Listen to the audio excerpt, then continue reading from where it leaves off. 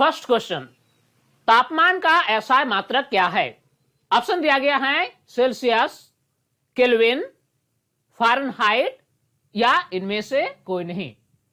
तापमान का मात्रक सेल्सियस भी है, केल्विन भी है और फ़ारेनहाइट है, लेकिन इस क्वेश्चन में पूछा गया है कि तापमान का एसआई मात्रक क्या है। तो तापमान का एसआई मात्रक है केल्विन। अब देखते हैं अगला क्वेश्चन। 293 केल्विन तापमान बराबर होगा, पहला ऑप्शन है 0 degree Celsius, 10 degree Celsius, 20 degree Celsius और 30 डिग्री सेल्सियस। यानी 293 केल्विन तापमान जो होगा वह कितना डिग्री सेल्सियस होगा। तो आइए इसको हम कैलकुलेट करने की कोशिश करते हैं।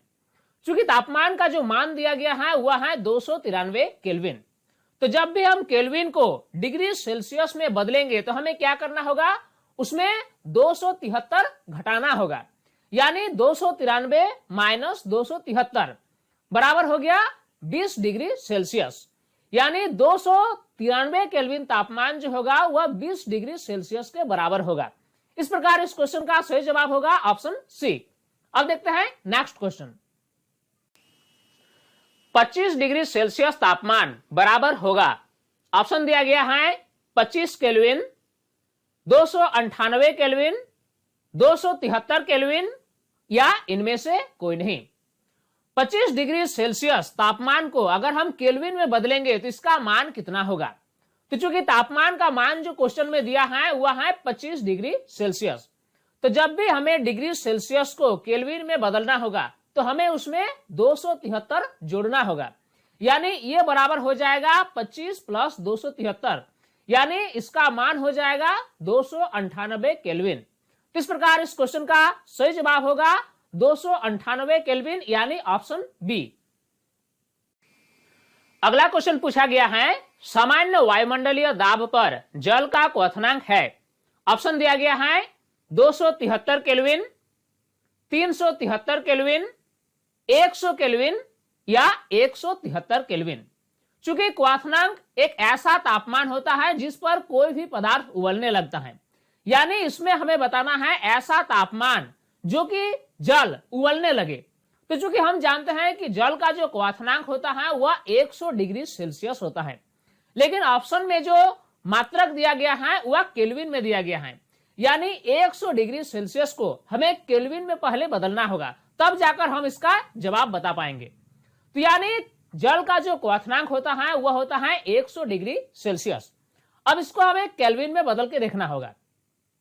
तो जब भी हम डिग्री सेल्सियस को केल्विन में बदलेंगे तो हमें क्या करना होगा, उसमें 273 जोड़ना होगा। इस प्रकार इसका मान हो जाएगा 373 केल्विन, यानी जल का जो क्वथनांक होगा वह होगा 373 केल्विन।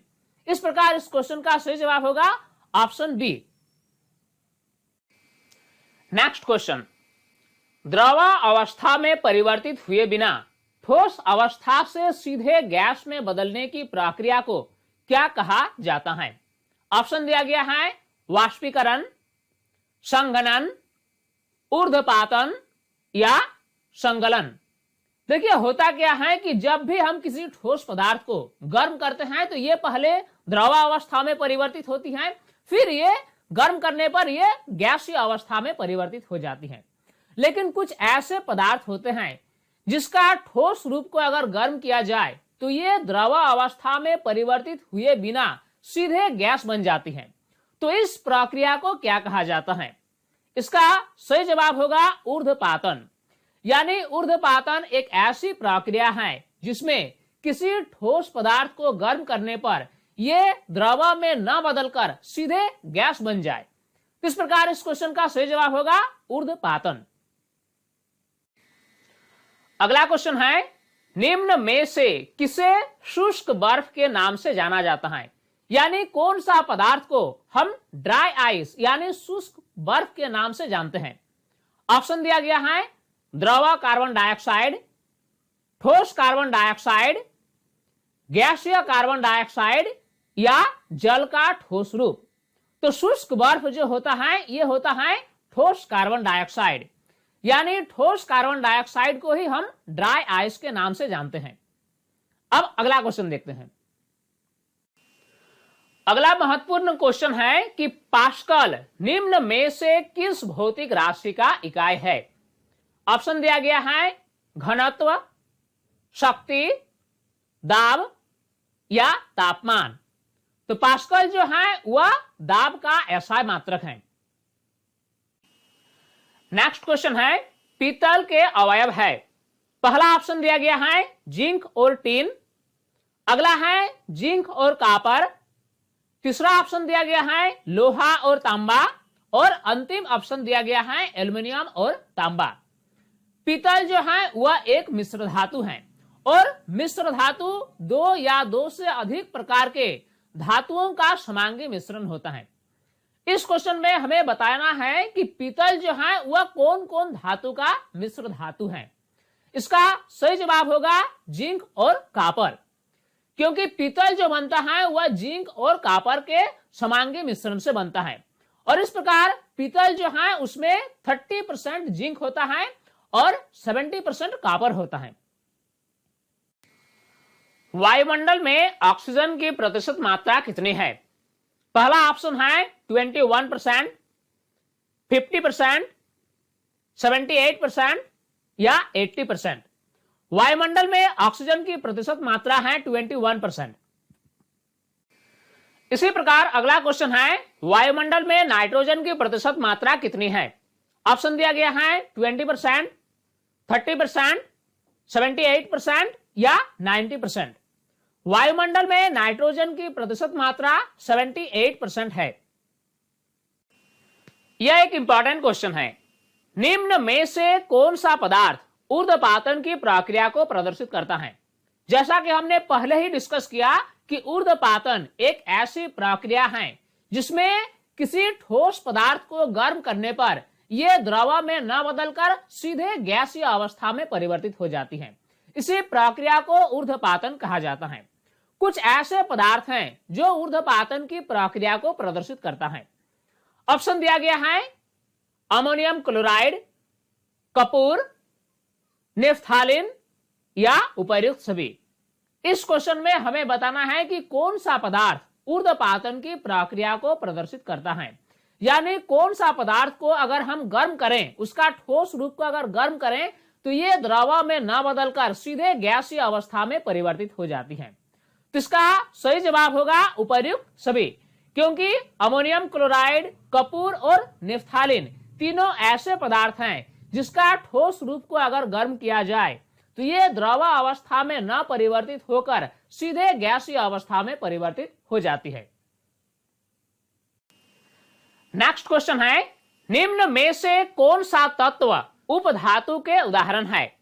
पहला ऑप्शन है बोरन, सिलिकॉन, जर्मेनियम और उपर्युक्त सभी।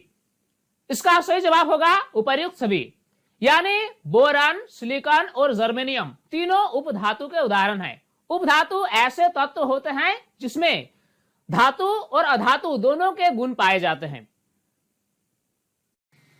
यह एक इंपॉर्टेंट क्वेश्चन है और कई बार डिफरेंट कॉम्पिटिटिव एग्जाम में यह क्वेश्चन पूछा भी गया है। निम्न में से कौन सा अधातु कमरे के तापमान पर द्रव अवस्था में होता है? ऑप्शन दिया गया है क्लोरीन, ब्रोमीन, फास्फोरस और सल्फर। इसका सही जवाब होगा ब्रोमीन। ब्रोमीन एक ऐसा अधातु है जो कमरे के तापमान पर द्रव अवस्था में पाया जाता है। बाकी अधातु या तो ठोस अवस्था या फिर गैसीय अवस्था में पाया जाता है। अगला क्वेश्चन भी कुछ इसी तरह का है कि निम्न में से कौन सा धातु कमरे के तापमान पर द्रव अवस्था में होता है? इसमें हमें एक ऐसा धातु का नाम बताना है जो कमरे के तापमान पर द्रव अवस्था में पाया जाता है। ऑप्शन दिया गया है गैलियम, सीजियम, पारा और सोडियम। इसका सही जवाब होगा पारा, यानी मरकरी। पारा एक ऐसा धातु है जो कमरे के तापमान पर द्रव अवस्था में पाया जाता है। निम्न में से कौन सा शुद्ध पदार्थ है? ऑप्शन दिया गया है वायु, दूध, लकड़ी और पारा। विज्ञान के अनुसार पदार्थों को शुद्ध और अशुद्ध पदार्थों में वर्गीकृत किया गया है। अगर हम शुद्ध पदार्थ की बात करें तो इसमें तत्व और यौगिक आते हैं, जबकि अशुद्ध पदार्थ में मिश्रण आते हैं। पहला ऑप्शन जो है वायु, वह एक मिश्रण है जो कि अशुद्ध पदार्थ है। दूध जो है यह भी एक मिश्रण है और यह भी एक अशुद्ध पदार्थ है। इसी प्रकार लकड़ी जो है वह भी एक अशुद्ध पदार्थ का उदाहरण है। लेकिन पारा जो है वह एक तत्व है जो कि एक शुद्ध पदार्थ है। इस प्रकार इस क्वेश्चन का सही जवाब होगा पारा। नेक्स्ट इंपॉर्टेंट क्वेश्चन है कि परमाणु की त्रिज्या को किस इकाई में मापा जाता है। चूंकि हम जानते हैं कि परमाणु अत्यंत छोटे होते हैं, इसीलिए इसकी त्रिज्या को मापने का उपयुक्त इकाई क्या है। ऑप्शन दिया गया है नैनोमीटर, माइक्रोमीटर, मिलीमीटर या इनमें से कोई नहीं। तो परमाणु अत्यंत छोटे होते हैं, इसीलिए इसकी त्रिज्या को नैनोमीटर में नापा जाता है और 1 नैनोमीटर बराबर होता है 10⁻⁻⁹ मीटर। अगला क्वेश्चन है कि 1 AMU बराबर होता है। चूंकि हम जानते हैं कि परमाणु अत्यंत छोटे होते हैं, इसीलिए परमाणु की द्रव्यमान जो होगी वह भी बहुत ही कम होगी। इसीलिए परमाणु के द्रव्यमान को नापने के लिए एक विशेष प्रकार की इकाई का व्यवहार किया जाता है, जिससे AMU यानी एटॉमिक मास यूनिट कहा जाता है। इस क्वेश्चन में हमसे पूछा गया है कि 1 AMU किसके बराबर होगा। ऑप्शन दिया गया है कार्बन 12 समस्थानिक के एक परमाणु के भार के बराबर, या कार्बन 12 समस्थानिक के एक परमाणु भार का 12वां भाग। तीसरा ऑप्शन दिया गया है ऑक्सीजन के एक परमाणु का भार, या चौथा ऑप्शन है इनमें से कोई नहीं। तो 1 AMU जो होता है वह होता है कार्बन 12 समस्थानिक के एक परमाणु भार का 12वां भाग, यानी इसका सही जवाब होगा ऑप्शन बी। नेक्स्ट क्वेश्चन है ओजोन अणु की परमाणुकता क्या है। ऑप्शन दिया गया है 1, 2, 3 या 4। इस क्वेश्चन में पूछा गया है कि ओजोन के एक अणु में कितने परमाणु होते हैं। ओजोन का जो आणविक सूत्र होता है वह होता है O3, यानी ओजोन के एक अणु में ऑक्सीजन के 3 परमाणु होते हैं, इसलिए ओजोन अणु की जो परमाणुकता होगी वह होगी 3। यह एक सामान्य सा क्वेश्चन है जो अक्सर पूछा जाता है। आवोगाद्रो संख्या का मान होता है। ऑप्शन दिया गया है 6.022 इंटू 10⁻20, 6.022 इंटू 10⁻22। अगला ऑप्शन है 6.022 इंटू 10⁻23 और लास्ट ऑप्शन दिया गया है 6.022 इंटू 10⁻24। आवोगाद्रो संख्या का मान होता है 6.022 इंटू 10⁻23, यानी आवोगाद्रो संख्या जो है वह एक ऐसा संख्या है जिसमें 1 मोल में कणों की संख्या बतलाता है। अब नेक्स्ट क्वेश्चन, सल्फर के एक अणु में सल्फर के कितने परमाणु होते हैं। ऑप्शन दिया गया है 2, 4, 6 या 8। सबसे पहले तो हमें जानना होगा कि सल्फर का अणु का आणविक सूत्र क्या होता है।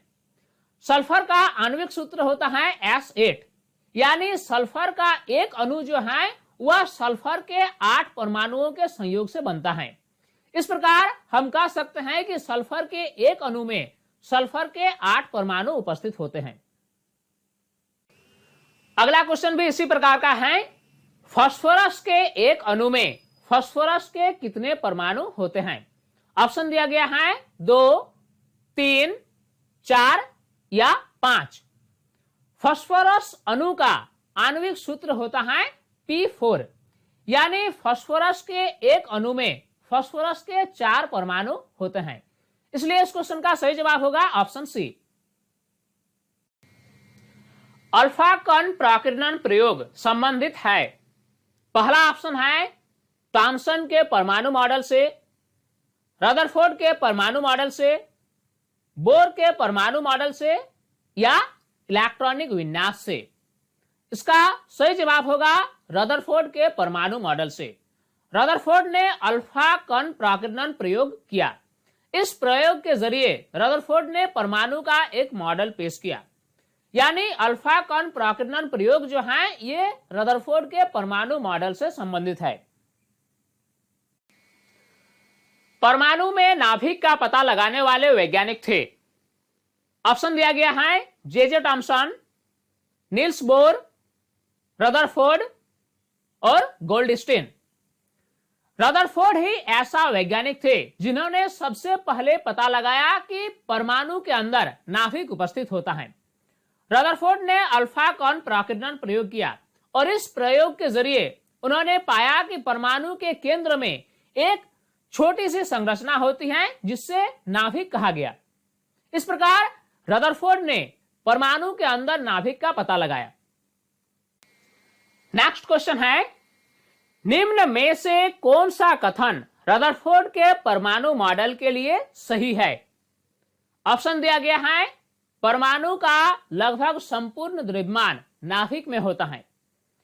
दूसरा ऑप्शन है इलेक्ट्रॉन नाभिक के चारों ओर निश्चित कक्षाओं में चक्कर लगाते हैं।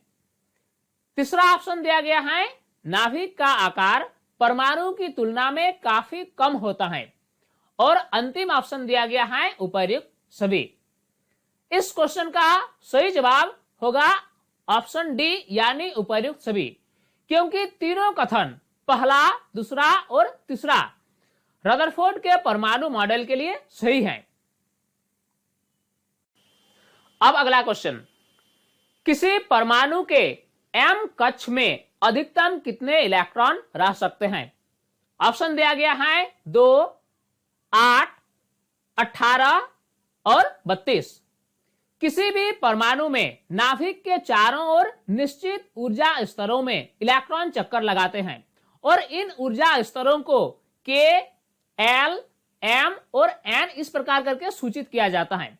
इसमें K कक्ष जो होता है वह पहला कक्ष होता है, दूसरा कक्ष है L कक्ष, तीसरा कक्ष है M कक्ष और चौथा कक्ष है N कक्ष। इस प्रकार करके ये कक्षाओं में विभक्त रहते हैं। तो अब ये सवाल है कि किसी परमाणु के M कक्ष में अधिकतम कितने इलेक्ट्रॉन रह सकते हैं? किसी भी कक्षा में अधिकतम इलेक्ट्रॉनों की संख्या के लिए जो फॉर्मूला होता है वह होता है 2n²।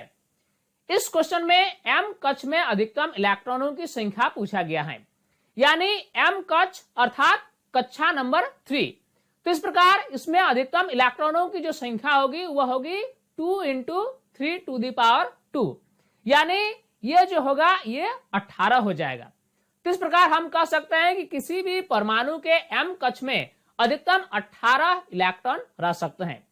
तो इस प्रकार इस क्वेश्चन का सही जवाब होगा ऑप्शन सी। न्यूट्रॉन की खोज करने वाले वैज्ञानिक थे। ऑप्शन दिया गया है नील्स बोर, रदरफोर्ड, जे टॉमसन और चैडविक। परमाणु के अंदर न्यूट्रॉन की खोज करने वाले वैज्ञानिक थे चैडविक। अब अगला क्वेश्चन देखते हैं, परमाणु के नाभिक में उपस्थित प्रोटॉनों की कुल संख्या को क्या कहा जाता है? ऑप्शन दिया गया है द्रव्यमान संख्या, परमाणु संख्या, परमाणु द्रव्यमान या इनमें से कोई नहीं। किसी भी परमाणु के नाभिक में उपस्थित प्रोटॉनों की कुल संख्या को उस तत्व का परमाणु संख्या कहा जाता है।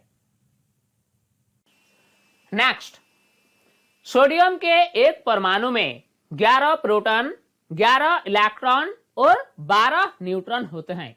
सोडियम का द्रव्यमान संख्या क्या होगा? ऑप्शन दिया गया है 11, 12, 23 या 34। सोडियम के एक परमाणु में 11 प्रोटॉन, 11 इलेक्ट्रॉन और 12 न्यूट्रॉन होते हैं। हमें पता करना है कि सोडियम का द्रव्यमान संख्या क्या होता है। किसी भी तत्व का द्रव्यमान संख्या जो होगा उसमें एक परमाणु के अंदर प्रोटॉन और न्यूट्रॉनों के योगफल के बराबर होगा। यानी इस क्वेश्चन में सोडियम का जो द्रव्यमान संख्या होगा वह होगा 11 + 12 यानी 23। तो इस प्रकार इस क्वेश्चन का सही जवाब होगा ऑप्शन सी यानी 23। परमाणु संख्या समान परंतु द्रव्यमान संख्या भिन्न वाले परमाणुओं को क्या कहते हैं? ऑप्शन दिया गया है समभारिक, समस्थानिक, समन्यूट्रॉनिक या इनमें से कोई नहीं। वैसे परमाणु जिनकी परमाणु संख्या तो समान परंतु द्रव्यमान संख्या भिन्न होती है, ऐसे परमाणुओं को क्या कहा जाता है? इसका सही जवाब होगा समस्थानिक। समस्थानिक ऐसे परमाणुओं को कहा जाता है जिनमें परमाणु संख्या तो समान होती है परंतु उनकी द्रव्यमान संख्या भिन्न होती है। अगला क्वेश्चन है, हाइड्रोजन के कितने समस्थानिक होते हैं? ऑप्शन दिया गया है 2, 3, 4 या 5। तो हाइड्रोजन के 3 समस्थानिक होते हैं और इन तीनों समस्थानिकों का अपना अपना नाम है। पहला है प्रोटियम, दूसरा है ड्यूटेरियम और तीसरा है ट्राइटियम। इस प्रकार हाइड्रोजन के 3 समस्थानिक होते हैं। सोडियम का सही इलेक्ट्रॉनिक विन्यास निम्न में से कौन सा है? पहला ऑप्शन है 2, 8, दूसरा ऑप्शन है 8, 2, 1, तीसरा ऑप्शन है 2, 1, 8 और अंतिम ऑप्शन दिया गया है 2, 8, 1। सोडियम का जो परमाणु संख्या होता है वह होता है 11। इसमें पहला कक्ष में 2 इलेक्ट्रॉन होते हैं, दूसरा कक्ष में 8 इलेक्ट्रॉन होते हैं और तीसरा कक्ष में 1 इलेक्ट्रॉन होते हैं। यानी सोडियम का सही इलेक्ट्रॉनिक विन्यास जो होगा वह होगा 2, 8, 1। यानी इस क्वेश्चन का सही जवाब होगा ऑप्शन डी। अब बायोलॉजी से रिलेटेड कुछ क्वेश्चन देखते हैं। पहला क्वेश्चन है, सर्वप्रथम कोशिका की खोज करने वाले वैज्ञानिक थे। ऑप्शन दिया गया है Robert brown, Robert Hooke, Leeuwenhoek या पुरोकंज। सबसे पहले कोशिका की खोज करने वाले वैज्ञानिक थे रॉबर्ट हुक। रॉबर्ट हुक ने कॉर्क की पतली पतली स्लाइसों को काटकर जब अपनी सूक्ष्मदर्शी द्वारा देखा तो उन्होंने मधुमक्खी की छत्ते जैसी संरचनाएं देखी। वास्तव में ये सभी संरचनाएं मृत कोशिकाएं थी। इस प्रकार रॉबर्ट हुक ने सबसे पहले कोशिका की खोज की। अगला क्वेश्चन है, निम्न में से कौन सा एक कोशिक जीव है? ऑप्शन दिया गया है क्लैमिडोमोनास, पैरामीशियम, अमीबा या उपर्युक्त सभी। एक कोशिकीय जीव ऐसे जीव होते हैं जो केवल और केवल एक ही कोशिका का बना होता है और इसका उदाहरण है क्लैमिडोमोनास, पैरामीशियम, अमीबा इत्यादि। इस प्रकार इस क्वेश्चन का सही जवाब होगा उपर्युक्त सभी। कोशिका में केंद्रक का पता लगाने वाले वैज्ञानिक थे। ऑप्शन है एम स्लीडन, टी स्वान, रॉबर्ट ब्राउन और लीवेनहॉक। सही जवाब होगा रॉबर्ट ब्राउन। रॉबर्ट ब्राउन ने ही कोशिका के अंदर केंद्रक का पता लगाया। नेक्स्ट क्वेश्चन, कोशिका सिद्धांत का प्रतिपादन करने वाले वैज्ञानिक थे। ऑप्शन दिया गया है एम स्लीडन और टी स्वान। दूसरा ऑप्शन है रॉबर्ट हुक और रॉबर्ट ब्राउन। तीसरा ऑप्शन है लीवेनहॉक और चौथा ऑप्शन दिया गया है उपर्युक्त सभी। कोशिका सिद्धांत का प्रतिपादन करने वाले वैज्ञानिक थे एम स्लीडन और टी स्वान। इन दोनों वैज्ञानिकों ने कोशिका सिद्धांत का प्रतिपादन किया। कोशिका सिद्धांत के अनुसार सभी जीवधारी कोशिकाओं के बने होते हैं। यह एक बहुत ही महत्वपूर्ण क्वेश्चन है। पादप कोशिकाओं में कोशिका भित्ति मुख्यतः किस पदार्थ की बनी होती है? ऑप्शन हमारे पास हैं काइटिन, सेलुलोज, प्रोटीन या लिपिड। पादप कोशिकाओं में यानी पौधों की कोशिकाओं में जो कोशिका भित्ति होती हैं, ये मुख्य रूप से सेलुलोज की बनी होती हैं। अगला क्वेश्चन पूछा गया है, निम्न में से प्रोकैरियोटिक कोशिका का उदाहरण है। ऑप्शन दिया गया है पादप कोशिका, जंतु कोशिका, जीवाणु कोशिका या अमीबा।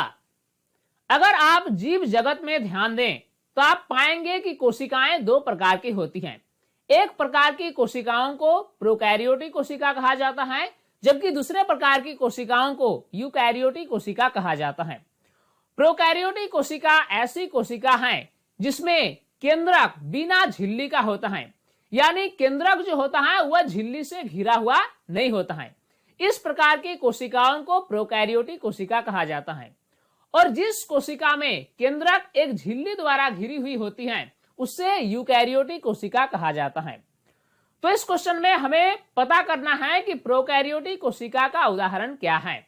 इसका सही जवाब होगा जीवाणु कोशिका, क्योंकि जीवाणु कोशिका में जो केंद्रक पाई जाती है ये एक झिल्ली से घिरी हुई नहीं होती है, अर्थात जीवाणु कोशिका में केंद्रक जो होता है वह बिना झिल्ली का होता है, अर्थात यह प्रोकैरियोटिक कोशिका का उदाहरण है। अगला महत्वपूर्ण क्वेश्चन है, कौन सा कोशिकांग आत्मघाती थैली के नाम से जाना जाता है? ऑप्शन हमारे पास हैं रसधानी, गल्जी उपकरण, प्लास्टिड और लाइसोसोम। आत्मघाती थैली के नाम से जाने जाने वाला कोशिकांग है लाइसोसोम। लाइसोसोम को कोशिका की आत्मघाती थैली कहा जाता है। कारण क्या है कि लाइसोसोम के अंदर कुछ ऐसे रसायन होते हैं कि अगर किसी कारण से लाइसोसोम फट जाए तो पूरी संपूर्ण कोशिका इसकी चपेट में आ जाती है और कोशिका की मृत्यु हो जाती है। इसीलिए लाइसोसोम को कोशिका की आत्मघाती थैली कहा जाता है। अब अगला क्वेश्चन, कोशिका का बिजली घर है। ऑप्शन दिया गया है माइटोकॉन्ड्रिया, केंद्रक, राइबोसोम और प्लास्टिड। कोशिका के अंदर माइटोकॉन्ड्रिया को कोशिका का बिजली घर कहा जाता है, क्योंकि माइटोकॉन्ड्रिया जो है ये ऊर्जा गृह की तरह कार्य करता है और संपूर्ण कोशिका को अपनी आवश्यकता अनुसार ऊर्जा मुहैया कराती है। इसीलिए माइटोकॉन्ड्रिया को कोशिका का बिजली घर कहा जाता है। अगला क्वेश्चन है, कोशिका ऊर्जा को किस रूप में संचित रखता है? ऑप्शन दिया गया है एडीपी, एटीपी, अकार्बनिक फॉस्फेट और विद्युत ऊर्जा। कोशिकाएं जो हैं ये श्वसन की क्रिया करती हैं और श्वसन की क्रिया में ग्लूकोज का विखंडन होता है और उसमें पर्याप्त मात्रा में ऊर्जा मुक्त होती है। अब जो ये ऊर्जा मुक्त होती है, कोशिका इस ऊर्जा का उपयोग करके एटीपी नामक अणु तैयार कर लेती है, जो अपने आवश्यकता अनुसार ऊर्जा मुहैया कराती हैं। इस प्रकार कोशिकाएं जो हैं वह ऊर्जा को एटीपी के रूप में संचित रखता है। एटीपी का पूरा नाम है एडेनोसिन ट्राइफॉस्फेट। अब नेक्स्ट क्वेश्चन, द्विपद नाम पद्धति के लिए कौन सा कथन सही है? पहला कथन है जीनस का नाम अंग्रेजी के बड़े अक्षर से शुरू होता है। दूसरा कथन है प्रजाति का नाम छोटे अक्षर से शुरू होता है। तीसरा कथन है वैज्ञानिक नाम इटैलिक में लिखे जाते हैं और अंतिम ऑप्शन है उपर्युक्त सभी। इसको समझने के लिए हम उदाहरण लेते हैं कि आम का वैज्ञानिक नाम क्या है। आम का वैज्ञानिक नाम होता है मैंजीफेरा इंडिका। इस प्रकार किसी भी जीव जंतु का वैज्ञानिक नामकरण जो होता है उसमें दो पद होता है, इसीलिए इस विधि को, इस पद्धति को द्विपद नाम पद्धति कहा जाता है। इसमें जो पहला पद होता है वह जीनस का नाम होता है, जैसे इसमें मैंजीफेरा जो है वह जीनस का नाम है और इंडिका जो है ये प्रजाति यानी स्पीसीज का नाम है। तो इसमें जो जीनस होता है उसमें अंग्रेजी के बड़े अक्षर से इसका नाम लिखा जाता है और जो प्रजाति होता है ये छोटे अक्षर से लिखा जाता है। इसके साथ ही जो वैज्ञानिक नाम लिखा जाता है वह इटैलिक्स में लिखे जाते हैं, यानी इसको हमें तिरछा करके लिखना है। तो इस प्रकार पहला कथन, दूसरा कथन और तीसरा कथन तीनों सही हैं। इस प्रकार इस क्वेश्चन का सही जवाब होगा उपर्युक्त सभी। अगला क्वेश्चन है, संपूर्ण जीव जगत को व्हिटेकर ने कितने भागों में विभाजित किया? ऑप्शन दिया गया है 3, 4, 5 और 6। व्हिटेकर ने संपूर्ण जीव जगत को 5 भागों में विभाजित किया।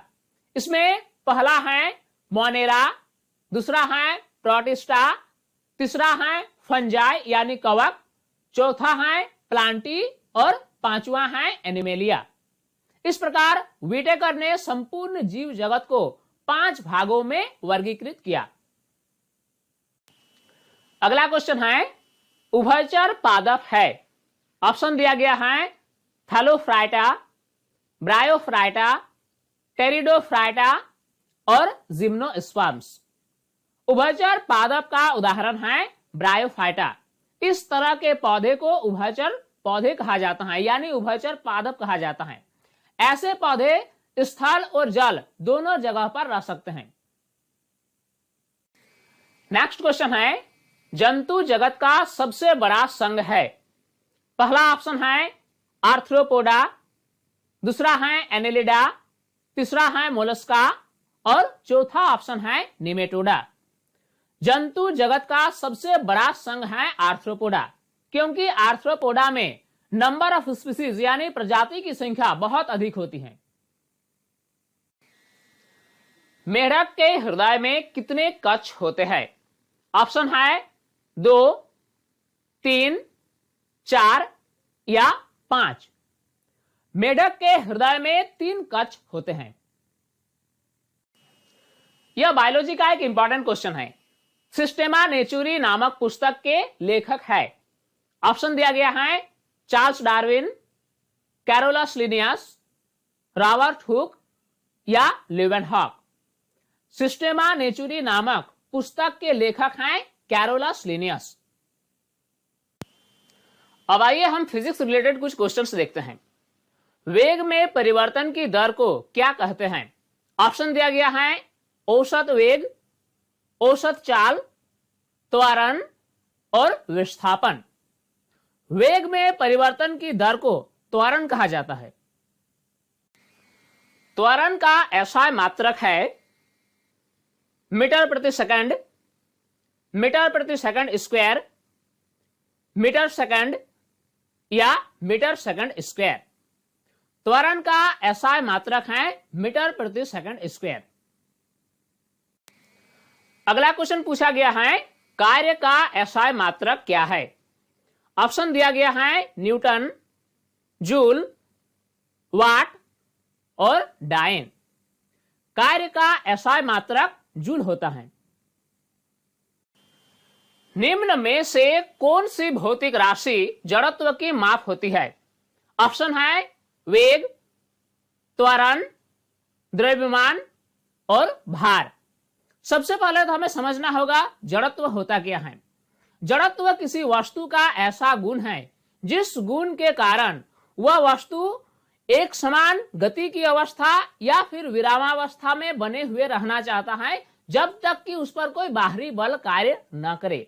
इस गुण को वस्तु का जड़त्व कहा जाता है। जड़त्व उस वस्तु का अधिक होगा जिसका द्रव्यमान अधिक है। जिस वस्तु का द्रव्यमान कम है उसका जड़त्व कम होगा। यानी जड़त्व की जो माप होती है वह उसकी द्रव्यमान से व्यक्त की जाती है। इस प्रकार इस क्वेश्चन का सही जवाब होगा द्रव्यमान।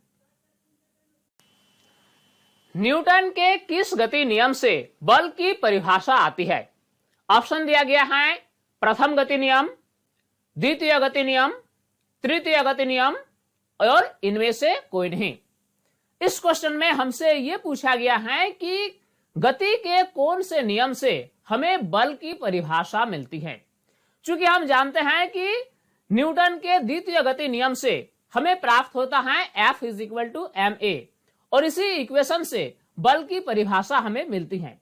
यानी बल की जो परिभाषा है वह गति के दूसरे नियम यानी द्वितीय गति नियम से मिलती है। नेक्स्ट इंपॉर्टेंट क्वेश्चन है एक अश्व शक्ति यानी हॉर्स पावर कितने वाट के बराबर होता है? ऑप्शन दिया गया है 746 वाट, 876 वाट, 435 वाट और 976 वाट। अश्व शक्ति यानी हॉर्स पावर ये शक्ति का एक इकाई है और एक अश्व शक्ति बराबर होता है 746 वाट। पराश्रव्य ध्वनि तरंगों की आवृत्ति होती है। पहला ऑप्शन है 20 हर्ट्ज से 20,000 हर्ट्ज के बीच, दूसरा ऑप्शन है 20 हर्ट्ज से कम, तीसरा ऑप्शन है 20,000 हर्ट्ज से अधिक, और अंतिम ऑप्शन दिया गया है 1,000 हर्ट्ज से 20,000 हर्ट्ज के बीच। देखिए ध्वनि तरंगें जो हैं ये 3 प्रकार की होती हैं। पहला है श्रव्य ध्वनि, जिसकी आवृत्ति 20 हर्ट्ज से लेकर 20,000 हर्ट्ज के बीच होती हैं। दूसरे प्रकार का ध्वनि तरंगे हैं अवश्रव्य ध्वनि, जिसकी आवृत्ति 20 हर्ट्ज से कम होती है। और तीसरे प्रकार की ध्वनि तरंगे हैं पराश्रव्य ध्वनि, जिसकी आवृत्ति 20,000 हर्ट्ज से अधिक होती है। इस प्रकार इस क्वेश्चन का सही जवाब होगा 20,000 हर्ट्ज से अधिक, यानी पराश्रव्य ध्वनि तरंगों की आवृत्ति जो होती है वह 20,000 हर्ट्ज से अधिक होती है। अब आइए नेक्स्ट क्वेश्चन देखते हैं। इस क्वेश्चन में तरंग के वेग, आवृत्ति तथा तरंग दैर्ध्य के बीच क्या संबंध है ये हमसे पूछा गया है। क्वेश्चन में यह लिखा है कि तरंग के वेग को v द्वारा इंडिकेट किया जाएगा, आवृत्ति को n द्वारा और तरंग दैर्घ्य को लैम्डा द्वारा सूचित किया जाएगा। पहला ऑप्शन दिया गया है v = n लैम्डा, दूसरा ऑप्शन है v = लैम्डा बटा n, तीसरा ऑप्शन दिया गया है v = n - लैम्डा, और लास्ट ऑप्शन दिया गया है v = n + लैम्डा। सही संबंध जो होगा वह होगा v = n लैम्डा, यानी तरंग का जो वेग है वह आवृत्ति और तरंग दैर्घ्य के गुणनफल के बराबर होता है। निम्न में से किस माध्यम में ध्वनि का वेग सर्वाधिक होती है? ऑप्शन है स्टील में, वायु में, निर्वात में और जल में। ध्वनि के गमन के लिए किसी माध्यम का होना अति आवश्यक है। ध्वनि निर्वात में गमन नहीं कर सकती। ध्वनि का वेग सर्वाधिक होता है ठोस में, उससे कम होता है द्रव में और सबसे कम होता है गैस में। यानी इस क्वेश्चन में हमसे पूछा गया है कि ध्वनि का वेग सर्वाधिक किसमें होगा, तो जो ठोस माध्यम है उसमें ध्वनि का वेग सबसे अधिक होगा, यानी सही जवाब होगा स्टील में। अगला क्वेश्चन है वायु में ध्वनि का वेग है। पहला ऑप्शन दिया गया है लगभग 220 मीटर प्रति सेकंड, दूसरा ऑप्शन है लगभग 110 मीटर प्रति सेकंड, तीसरा है लगभग 232 मीटर प्रति सेकंड, और अंतिम ऑप्शन है लगभग 344 मीटर प्रति सेकंड। वायु में ध्वनि का वेग लगभग 344 मीटर प्रति सेकंड होता है। ध्वनि तरंगें नहीं चल सकती है ठोसों में, द्रवों में, गैसों में या निर्वात में। ध्वनि तरंगों के गमन के लिए किसी माध्यम का होना अति आवश्यक है। ध्वनि तरंगें निर्वात में गमन नहीं कर सकती हैं, इसीलिए इसका सही जवाब होगा ऑप्शन डी। तत्व यूरेनियम 235 में प्रोटॉनों की संख्या है। ऑप्शन दिया गया है 92, 146, 235 और 135। इस क्वेश्चन में जो तत्व दिया गया है वह है यूरेनियम, जिसकी परमाणु संख्या दिया गया है 92 और द्रव्यमान संख्या दी गई है 235। इसमें हमसे प्रोटॉनों की संख्या पूछा जा रहा है, तो प्रोटॉनों की संख्या बराबर होती है परमाणु संख्या, और ये हमेशा नीचे लिखी जाती है। यानी यूरेनियम 235 में प्रोटॉनों की संख्या होगी 92, यानी सही ऑप्शन होगा ऑप्शन ए। परमाणु की प्रभावी त्रिज्या होती है। ऑप्शन दिया गया है 10⁻⁻6 मीटर, 10⁻⁻10 मीटर, 10⁻⁻14 मीटर और 10⁻⁻15 मीटर। परमाणु अत्यंत छोटे होते हैं, ये इतने छोटे होते हैं कि इसकी प्रभावी त्रिज्या 10⁻10 मीटर के आसपास होता है। निम्नलिखित में से कौन सा कोशिकांग डीएनए रखता है? ऑप्शन दिया गया है सेंट्रियोल, गल्जिकाई, लाइसोसोम और माइटोकॉन्ड्रिया। आमतौर पर कोशिका में जो केंद्रक होती हैं इसी में डीएनए पाया जाता है, क्योंकि डीएनए एक आनुवांशिक पदार्थ होता है। लेकिन इस क्वेश्चन में जो ऑप्शन दिया गया है वह केंद्रक नहीं है, यानी केंद्रक के अलावा ऐसा कौन सा कोशिकांग है जिसमें डीएनए पाया जाता है? तो इसका सही जवाब होगा माइटोकॉन्ड्रिया। माइटोकॉन्ड्रिया और क्लोरोप्लास्ट दो ऐसे कोशिकांग हैं जिसमें डीएनए पाया जाता है। निम्न में से संक्रामक रोग की पहचान करें। ऑप्शन है कैंसर, हृदय रोग, मधुमेह और हैजा। इसमें पहला ऑप्शन जो है कैंसर, ये एक संक्रामक रोग नहीं है। ठीक वैसे ही हृदय रोग भी संक्रामक रोग नहीं है और मधुमेह भी संक्रामक रोग नहीं है। लेकिन हैजा जो है ये एक संक्रामक रोग है जो जीवाणु द्वारा होता है। संदूषित जल के सेवन से हैजा हो सकता है। निम्न में से तत्व का उदाहरण है। ऑप्शन है साधारण नमक, जल, लोहा और वायु। पहला ऑप्शन जो है वह है साधारण नमक, जो कि सोडियम क्लोराइड है। ये एक यौगिक है। ठीक वैसे ही जल एक यौगिक है, लेकिन लोहा जो है वह एक तत्व है, जबकि वायु एक मिश्रण है। इस प्रकार इस क्वेश्चन का सही जवाब होगा लोहा।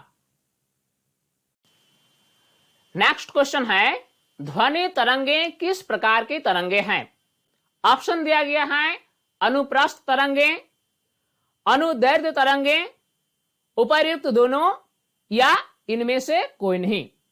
देखिए तरंगे जो है ये दो प्रकार की होती हैं। एक प्रकार की तरंगे होती हैं अनुप्रस्थ तरंगे और दूसरे प्रकार की तरंगे होती हैं अनुदैर्ध्य तरंगे। अनुप्रस्थ तरंगे वैसे तरंग को कहेंगे जिसमें तरंग के गति की दिशा और कणों के दोलन करने की दिशा एक दूसरे के लंबवत हो, वैसे तरंगों को अनुप्रस्थ तरंगे कहेंगे। लेकिन वैसे तरंग जिसमें तरंग के गति की दिशा और माध्यम के कणों के दोलन करने की दिशा दोनों एक दूसरे के अनुरूप हो, वैसे तरंगों को अनुदैर्ध्य तरंगे कहेंगे। ध्वनि तरंगे जो हैं ये एक प्रकार की अनुदैर्ध्य तरंगे हैं। निम्न में से किसका जड़त्व अधिक है? ऑप्शन दिया गया है साइकिल, मोटरसाइकिल, कार और रेलगाड़ी। द्रव्यमान जो होती है वह जड़त्व की माप होती है, यानी किसी भी वस्तु की जड़त्व अधिक होगी अगर उसकी द्रव्यमान अधिक हो, और अगर द्रव्यमान कम हो तो उसकी जड़त्व कम होगी। यानी इसमें रेलगाड़ी की द्रव्यमान अधिक है, इसीलिए रेलगाड़ी की जड़त्व सबसे अधिक होगी। इसीलिए सही जवाब होगा ऑप्शन डी। यदि किसी वस्तु का वेग दोगुना कर दिया जाए तो उसकी गतिज ऊर्जा क्या होगी? ऑप्शन है 2 गुना, 4 गुना, आधा या 1/4। सबसे पहले हमें समझना होगा कि किसी वस्तु की गतिज ऊर्जा के लिए क्या समीकरण है। किसी वस्तु की गतिज ऊर्जा के लिए जो समीकरण है वह है 12 mv²। अब इस इक्वेशन से हमें समझ में आता है कि अगर हम वेग को दोगुना कर दें, यानी v को दोगुना कर दें, तो इसकी गतिज ऊर्जा 4 गुनी हो जाएगी। यानी सही जवाब होगा कि उस वस्तु का गतिज ऊर्जा 4 गुना हो जाएगा। किस अवस्था में अणुओं की ऊर्जा सर्वाधिक होती है? ठोस अवस्था, द्रव अवस्था, गैसीय अवस्था या सभी अवस्था में एक समान? किसी पदार्थ में अणुओं की ऊर्जा कितनी होगी ये इस बात पर निर्भर करती है कि ये किस अवस्था में है। अगर पदार्थ ठोस अवस्था में हो तो इसकी ऊर्जा कम होगी, द्रव अवस्था में हो तो इसकी ऊर्जा कुछ अधिक होगी, और गैसीय अवस्था में हो तो इसकी ऊर्जा सबसे अधिक होगी। कारण क्या है कि जब पदार्थ गैसीय अवस्था में होती हैं उस समय अणुएं अत्यधिक तेज गति से गति करती हैं, इसीलिए अणुओं की ऊर्जा सर्वाधिक होगी अगर अवस्था गैसीय अवस्था हो।